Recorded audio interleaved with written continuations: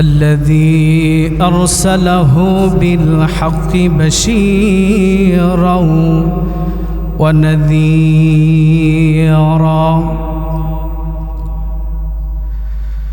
وداعيا إلى الله بإذنه وسراجا وقمرا منيرا أما بعد فقد قال الله تبارك وتعالى في كلامه المجيد وفرقانه الحميد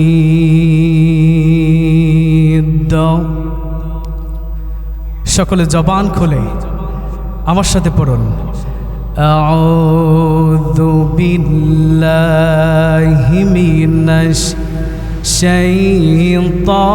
الشيطان الرجيم بسم الله الرحمن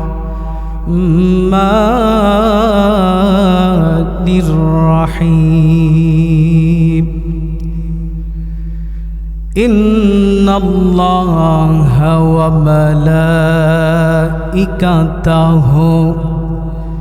يصلون على النبي يا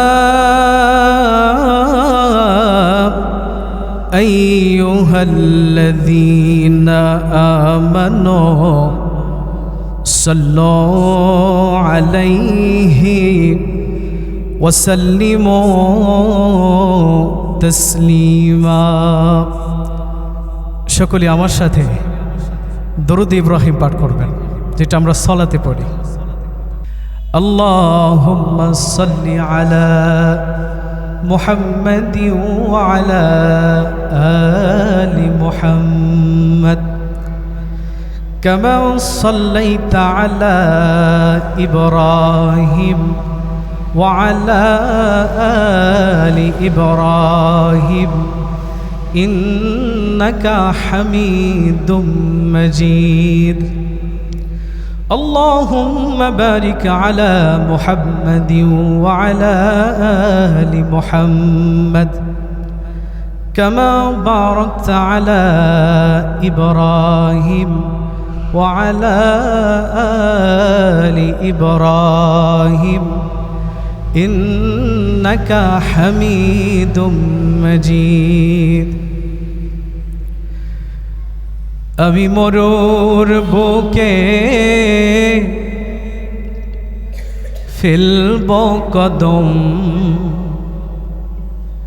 হই না যতই খোদার বান্দা ধম আল্লাহু আকবার বলবেন না আমি মোর বুকে ফেলব কদম হই না যতই খোদার বান্দা ধম আমি মোর বুকে ফেলব কদম হই না যতই খোদার বান্দায় ধম খোদার হাবিবকে ভেবে ভেবে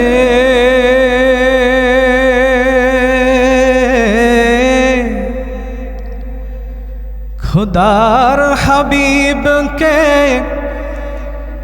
ভেবে ভেবে সাজব নবীর উম্মত হিসেবে আমি মোর বুকে ফেলব কদম হই না যতই খোদার বান্দায় ধম আমি মোর বুকে ফেলব কদম হই না যতই খোদার বান্দায় অধম। জোরে বলি মারহাবা। আমরা শুরুতেই শুকরিয়া জ্ঞাপন করছি সেই মুনিবের দরবারে, সমস্বরে সম্মিলিত কণ্ঠে হৃদয়ের সকল আবেগ আর ভালোবাসাকে উজাড় করে দিয়ে কণ্ঠের সকল দুর্বলতাকে পরিহার করে আমরা সেই আল্লাহর শুকরিয়া আদায় করছি যে মুনিব আমাদেরকে, আপনাদেরকে এখনো পর্যন্ত হায়াতের জিন্দিগিতে রেখে পৃথিবীতে বাঁচিয়ে রেখেছেন। জোরে বলেন আলহামদুলিল্লাহ। আমরা সেই আল্লাহর শুকরিয়া জ্ঞাপন করছি, সেই মুনিবের শুকরিয়া জ্ঞাপন করছি যে মুনিব পূর্ব দিগন্তে সূর্য উদিত করে গোটা পৃথিবীকে আলোকিত করেন,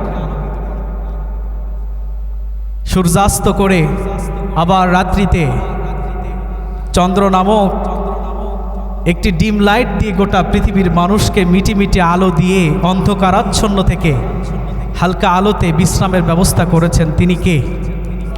জোরে বলুন, তিনি কে? আল্লাহ। আমার আল্লাহ তো সেই আল্লাহ যিনি আপনাদেরকে আমাদেরকে ভালোবেসেছেন, দয়া করেছেন, মোহাব্বত করেছেন বিধায় আমরা আল্লাহর ঘর মসজিদে আসতে পেরেছি। কথা বলেন ঠিক কিনা? আল্লাহ সুবহানাহু ওয়া তাআলা কত ক্ষমতাশীল, কত ক্ষমতা তার। আল্লাহ পাক আজ থেকে ১৫০০ বছর পূর্বে পবিত্র কোরআনে কারিমে বলছেন, আমার ভাইয়েরা, আজ থেকে ১৫০০ বছর পূর্বে রব্বুল আলামিন তাম পৃথিবীর মানুষগুলোকে জানিয়ে দিলেন, আওয়ালাম ইয়ারাউ ইলাত তায়রি ফাওকাহুম সাফাতি ওয়া ইয়াকবিদ মা ইউমসিকুহুন্না ইল্লার রাহমান ইন্নাহু বিকুল্লি শাইইন বসীর। জোরে বলুন আল্লাহু আকবার। রব্বুল আলামিন আজ থেকে ১৫০০ বছর পূর্বে নবীজি মুহাম্মদুর রাসূলুল্লাহ সাল্লাল্লাহু আলাইহি ওয়াসাল্লামকে মেসেজ দিয়ে বললেন, নবীজি আপনি তাম পৃথিবীর মানুষগুলোকে বলে দিন, তারা কি একবার লক্ষ্য করে না পাখিগুলোকে এক স্থান থেকে আর এক স্থানে ডালা মেলে মেলে চলে যায়? দুনিয়ার মানুষগুলো কি লক্ষ্য করে না? একটু কি উপরের দিকে তাকায় না? পাখিগুলো এক স্থান থেকে আর এক স্থানে ডানা মেলে মেলে স্থানান্তরিত হয়ে যায়। উড়তে উড়তে কিছু সময়ের জন্য পাখিগুলো তার ডানাগুলো সংকুচিত করে ফেলে। রব্বুল আলামিন বলছেন, কার ক্ষমতায় পাখিগুলো এক স্থান থেকে আর এক স্থানে চলে যায়? পৃথিবীর মানুষকে লক্ষ্য করেছে কোন সেই সত্তা, কোন সেই ক্ষমতাবান প্রভু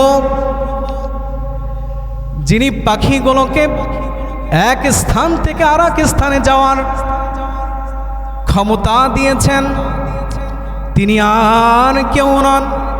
রব্বুল আলামিন কোরআনে কারিমে বললেন, মা ইউমসিকুহুন্না ইল্লার রাহমান। জোরে বলুন আল্লাহু আকবার। তিনি কেউ নন, আল্লাহ তাআলার রহমতে এই পাখিগুলো এক স্থান থেকে আর এক স্থানে চলে যায়। জোরে বলুন সুবহানাল্লাহ। তাহলে আমরা এই আয়াত থেকে বুঝলাম আসমানে পাখিগুলো এক স্থান থেকে আর এক স্থানে চলে যায় ডানা মেলে মেলে। এ ক্ষমতা কে দিয়েছেন? আল্লাহ পাক দিয়েছেন। রব্বুল আলামিন কোরআনে কারিমে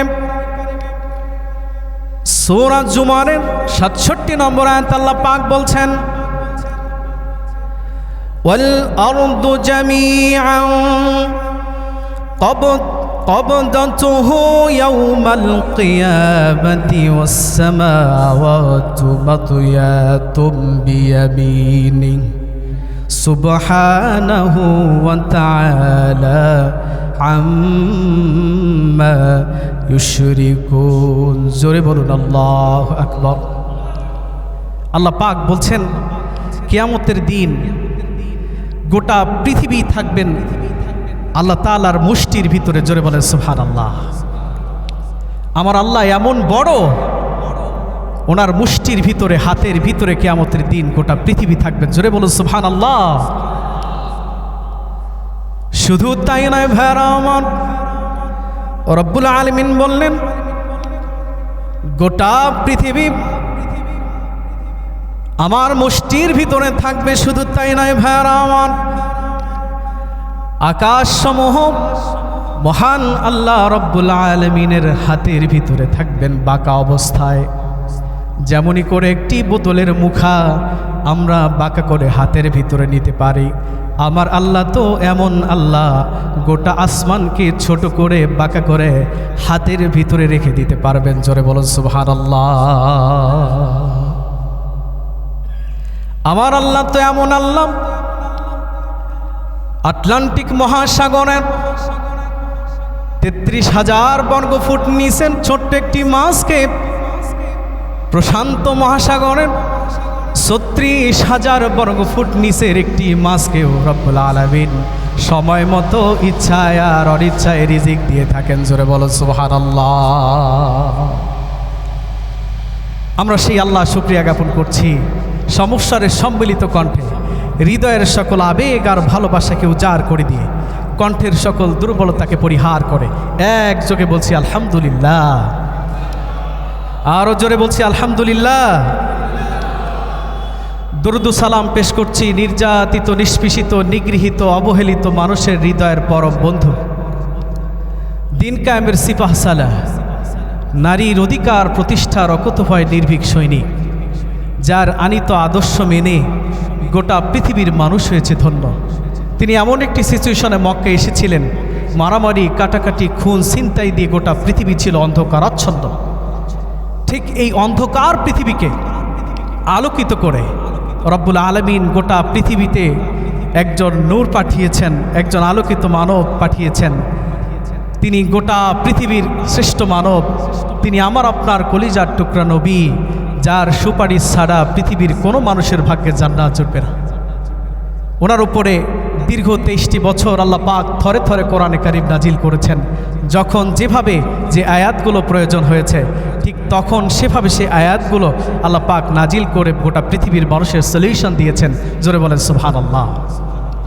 আমরা সেই নবীর শানে হৃদয়ের সকল আবেগ আর ভালোবাসাকে উজাড় করে দিয়ে আমরা সমস্বরে সম্মিলিত কণ্ঠে নবীজির শানে আরেকবার দরুদ ও সালাম পেশ করছি। সকলেই বলছি সাল্লাল্লাহু আলাইহি ওয়াসাল্লাম। সুপ্রিয় ভাইয়েরা, আবার জুমার আলোচনা খুব অল্প সময়ের ভিতরে আমাদেরকে আলোচনা করতে হবে এবং শেষ করতে হবে। আমরা খুবই অল্প সময় পাব, এর ভিতরে আমরা আমাদের আলোচিত যে টপিক আমাদেরকে দেয়া হয়েছে আমরা সেটার উপরেই আলোচনা করব ইনশাআল্লাহ। তার পূর্বে আমরা কি এখানে বলতে পারবো যে কারো গোনাহ নেই? এমন কেউ কি বলতে পারবো গোনাহ নেই আমাদের? পৃথিবীর কেউ আমরা বলতে পারবো না আমাদের গোনাহ নেই। সুপ্রিয় ভাইরা, আমরা অল্প সময় কথা বলবো, আমার দিকে তাকান। আমরা খুব ইম্পর্টেন্ট কিছু কথা বলতে চাই ইনশাআল্লাহ, আল্লাহ যদি তৌফিক এনায়েত করেন। এই পৃথিবীর মানুষগুলো কেউই বলতে পারবেন না আমার গোনাহ নেই, এই কথা কেউ বলতে পারবে না। এমনকি কাবা শরীফের ইমাম বলতে পারবে না আমার গোনাহ নেই। আমরা মানুষ, গোনাহ হয়ে যাবে, গুনাহ থেকে বাঁচতে হবে, কোনো আপসেট হওয়া যাবে না, হতাশ হওয়া যাবে না। আজকের এই জুমা আমাদের লাস্ট জুমা হয়ে যেতে পারে, আজকের এই জুমার আলোচনা আমার শেষ আলোচনা হয়ে যেতে পারে, আজকের জুমার আলোচনা আপনার আমার লাস্ট জুমার আলোচনা শ্রবণের সুযোগ হতে পারে। কারণ আগামী জুমা আমরা এই মসজিদে আসতে পারবো কিনা এর কোনো গ্যারান্টি নেই। কথা বলুন ঠিক কিনা? কত মানুষ দুনিয়া থেকে বিদায় হয়ে গেল, অনেকেরই আম্মা চলে গেল, আব্বা চলে গেল। এই মাসটিতে কত মুসল্লি আজ থেকে 1 মাস আগে সালাত আদায় করেছে, এমনও হতে পারে তিনি কবরের বাসিন্দা হয়ে গিয়েছেন। কত মানুষ কবরে চলে গেল। আজকের এই জুমা আমাদের জীবনের শেষ জুমা হয়ে যেতে পারে। এই জন্য মনোযোগ দিয়ে শ্রবণ করতে হবে, আমল করার উদ্দেশ্যে আমাদেরকে বসতে হবে। আমাদের গুনাহ তো পাহাড় পরিমাণ। এই গুনাহ নিয়ে যদি আমরা মহান রব্বুল আলামিনের দরবারে হাজির হয়ে যাই, জাহান্নাম ছাড়া আমাদের কোনো গতি হবে না। কথা বলুন ঠিক কিনা? কিন্তু আমাদেরকে হতাশ হওয়া যাবে না। এই মাজলিসে, এই মাসটিতে এমনও মুরব্বী আছে আমি দেখতে পাচ্ছি, তাদের বয়স 70 বছর হয়েছে, 80 বছর হয়ে গিয়েছে। এই 70 বছরের জিন্দেগিতে কত গুনাহ আমরা করেছি। চুরি করেছি, ডাকাতি করেছি, ছিনতাই করেছি, মিথ্যা কথা বলেছি। ও আবার ভাইয়ের একটু কান লাগান। এই গুনাহ নিয়ে যদি আমরা কবরে চলে যাই, কবরটা আমাদের জন্য জাহান্নামের ঠিকানা হয়ে যাবে। সুতরাং আমাদেরকে ফিরে আসতে হবে, আল্লাহর দিকে ফিরে আসতে হবে, রাসূল সাল্লাল্লাহু আলাইহি সাল্লামের দেখানো পথের দিকে আমাদেরকে ফিরে আসতে হবে। মসজিদে আমাদেরকে ফিরে আসতে হবে আল্লাহর অর্ডার ফলো করার দিকে। ও আমার ভাইয়েরা, যে কথাটা বলার জন্য এতগুলো কথা, কারো বয়স হয়েছে 70 বছর, কারো বয়স হয়েছে 80 বছর, জীবনে অনেক গুনাহ করেছি। ও আমার বাপ, যে একটু কান লাগান। ও পাউটানা পীরগান সাহেব ভাইয়ের একটু কান লাগাই শোনেন। অনেক বাবাজির বয়স হয়েছে 70 বছর, গোনার বোঝা মাথায় নিয়ে তিমের মতো, মিসকিনের মতো আমরা দুহাত তুলে কাঁদি। অনেক যুবক মানুষ আছে, অনেক গোনাহ করেছি আমরা, গোনার বোঝা নিয়ে দাউ দাউ করা আগুনে জ্বলার ভয় পাচ্ছি। একটু কান লাগান, একটু শোনেন, একটু অনুধাবন করেন, একটু দিলের দিক থেকে একটু তাকায় দেখেন, আমাদের ঠিকানা হবে কবর। কবর থেকে বাঁচার জন্য এই মুহূর্তে, এই সময়ে, এই সেকেন্ডে আমাদেরকে জীবনের সমস্ত গুনার জন্য আল্লাহ তাআলার কাছে তওবা করতে হবে। কথা বলেন ঠিক কিনা? ও আমার ভাইরা, আমাদের গুনাহ যতই হোক না কারো, আমার আল্লাহ তো দয়াবান, মায়াবান, রহমান, রহিম। আজ থেকে 1500 বছর পূর্বে নবী মুহাম্মদুর রাসূলুল্লাহ সাল্লাল্লাহু আলাইহি ওয়াসাল্লামকে ডাক দিয়ে বললেন, ও নবীজি, আপনি তামাম দুনিয়ার মানুষগুলোকে বলে দেন, ইল্লা মান তাবা ওয়া আমানা ওয়া আমিলা আমালান সালিহান ফাউলাইকা ইউবাদদিলুল্লাহু সাইয়্যাতিহিম হাসানাত ওয়া কানাল্লাহু গফুরার রহিমা। আমাদের অনেক গুনাহ হয়ে গিয়েছে, তাতে কি হয়েছে? আমার আল্লাহ তো এমন আল্লাহ, এমন দয়ার আল্লাহ। আমরা যদি এই মুহূর্তে এসে মসজিদে আল্লাহর কাছে সিজদাটা লুটায় পড়তে পারি, আল্লাহকে যদি বলতে পারি, দয়ার আল্লাহ, আমরা তো অনেক গুনাহ করে ফেলেছি, আমাদেরকে মাফ করে দিন। আপনি যদি মাফ না করেন, জাহান্নাম ছাড়া কোনো গতি হবে না রে মাওলা। এই তওবা যদি আমরা করতে পারি, আর এই সিদ্ধান্ত যদি আমরা উপনীত হতে পারি, কিয়ামত পর্যন্ত যতদিন দুনিয়াতে বেঁচে থাকবো ততদিন আর গুনাহ করব না। এই দুটি কাজ যদি আমরা করতে পারি, আল্লাহ তাআলা বলছেন সূরা ফুরকান আয়াত নম্বর 70, ইল্লা মান তাবা ওয়া আমানা ওয়া আমিলা আমালান সালিহান ফাউলাইক। যদি এই তওবা করতে পারি, আর 2 নম্বর হলো সৎ কাজের আমল করতে পারি, দুনিয়াতে যতদিন থাকব আর খারাপ কাজ করব না, সৎ কাজ করব। এই দুটি কাজ যদি আমরা করতে পারি, আমাদের বয়স যদিও 70 বছর হোক আর 80 বছর হোক, যত গুনাহ আমাদের আমল নামায় হয়েছে সবগুলো আল্লাহ তাআলা মাফ করে দিয়ে নেকি দ্বারা পরিপূর্ণ করে দিবেন। জোরে বলুন সুবহানাল্লাহ। আমি কি বোঝাতে পেরেছি? আমাদের গুনার পরিমাণ যতই হোক না কেন, যদি আমরা আল্লাহর কাছে ফিরে আসতে পারি, আল্লাহর দিকে যদি আমরা ধাবিত হতে পারি এবং আল্লাহকে বলতে পারি, আল্লাহ আপনি আমাদের জীবনের গুনাহগুলো মাফ করে দিন, এ কথা যদি বলতে পারি, তাওবা করতে পারি যে আল্লাহ আমরা আর এটা করব না, যে কাজগুলো করেছি, যে নাফরমানি করেছি এটা আর করব না, এই সিদ্ধান্তে যদি আমরা উপনীত হতে পারি, তাহলে আল্লাহ পাক আমাদের তামাম জীবনের সমস্ত গুনাহগুলো মাফ করে দিবেন। জোরে বলেন আল্লাহু আকবার।